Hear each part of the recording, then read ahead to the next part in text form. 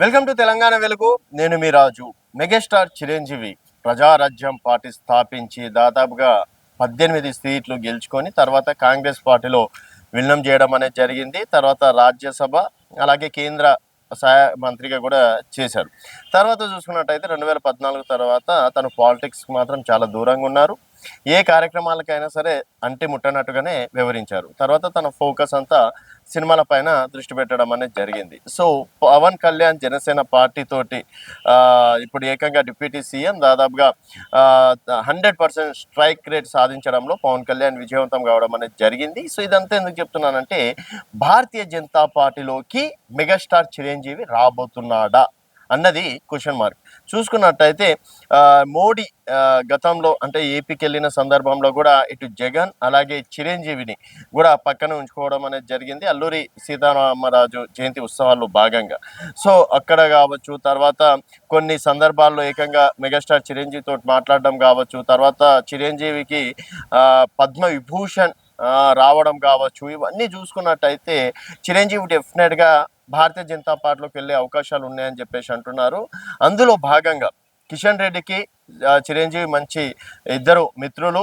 మొన్న జరిగినటువంటి సంక్రాంతి వేడుకల్లో ఢిల్లీలో కిషన్ రెడ్డి ఇంట్లో జరిగినటువంటి వేడుకల్లో అటు మోడీ ఇటు చిరంజీవి మధ్యలో సాగినటువంటి సంభాషణ అనేది ఆసక్తికరంగా నెలకొంది. అండ్ ఇవన్నీ చూసుకున్నట్టయితే త్వరలో పెద్దల సభకి రాజ్యసభకి చిరంజీవిని నామినేట్ చేసే అవకాశాలు ఉన్నాయని చెప్పేసి కూడా అంటున్నారు.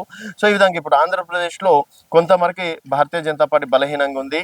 అలాగే చిరంజీవి అభిమానులు తెలంగాణలో కూడా ఉన్నారు కాబట్టి, అండ్ గతంలో పీఆర్పీ నుంచి కూడా ఇక్కడ ఇప్పుడు ప్రస్తుతం భారతీయ జనతా పార్టీ ఎమ్మెల్యే ఏలేటి మహేశ్వర్ రెడ్డి కూడా గతంలో పీఆర్పీ నుంచి గెలిచినటువంటి ఎమ్మెల్యేనే. సో చిరంజీవికి ఇక్కడ ఇంకా పీఆర్పీ సంబంధించిన క్యాడర్ కూడా ఉంది, వాళ్ళు ఇప్పటికీ టచ్లోనే ఉన్నారు. సో ఇంకా బీజేపీ గనక అంటే రాజ్యసభ సీట్ ఇచ్చి అండ్ ఇక్కడ తెలంగాణలో అటు ఆంధ్రప్రదేశ్లో కూడా రాజకీయాలని యాక్టివ్ చేయాలని చెప్పేసి కూడా భారతీయ జనతా పార్టీ భావిస్తుంది. సో రాజ్యసభ సీట్ ఇచ్చేసి ప్రత్యక్ష రాజకీయాల్లో కూడా చిరంజీవిని దింపే ఆలోచనలో ఉన్నట్టు కూడా తెలుస్తుంది. సో జనసేన పార్టీలో కూడా చిరంజీవి వెళ్ళలేదు, జస్ట్ బయట నుంచి మాత్రమే మద్దతు తెలపడం అనేది జరిగింది.